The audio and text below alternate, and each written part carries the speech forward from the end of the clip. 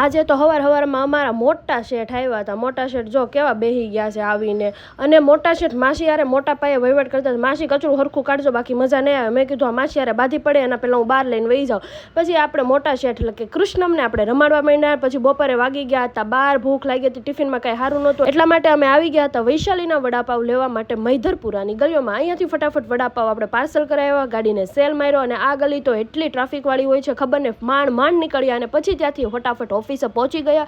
અહીંયા અમે 5-6 વડાપાવ, 8-9 પકોડા લાવ્યા હતા. અને આ પાર્ટી મારા 1 મિલિયન વ્યૂઝની હતી, એટલા માટે મેં આપી ખાઈને ખાવાનું પચાવવું પડે એટલે અહીંયા પોતું મારી દીધું. અને ખાઈને આને તો એટલી ઊંઘ આવતી હતી, બપોરે સૂઈ ગયો. અને સાંજે જવાનું તો આપણે લાપીનોઝમાં પીઝા ખાવા માટે. અહીંયા ગોલું, મોલું અને કૃષિલ ત્રણેય આવી ગયા છે. અહીંયા 5 ભાઈ બહેનો અમે બેસી ગયા છે. અહીંયા ફટાફટ આપણે મસ્ત પીઝાનો ઓર્ડર આપીશું. બધાને પૂછી લીધું કે ભાઈ તમે કયા પીઝા ખાશો, તમને કયા પીઝા ભાવે છે, એટલે મસ્ત જેને જે પીઝા ભાવતા હતા. અને શુક્રવારે બાય 1 get 1 ફ્રી હોય છે, એટલે અહીંયા 2 પીઝા મંગાવ્યા, પણ 2 પીઝાથી અમારું કાંઈ થતું નથી, એટલા માટે અહીંયા પીઝા ઉપર પીઝા મંગાવ્યા. અને પછી હે ને અહીંયા અમે મેક ચીઝી પાસ્તા મંગાવ્યા.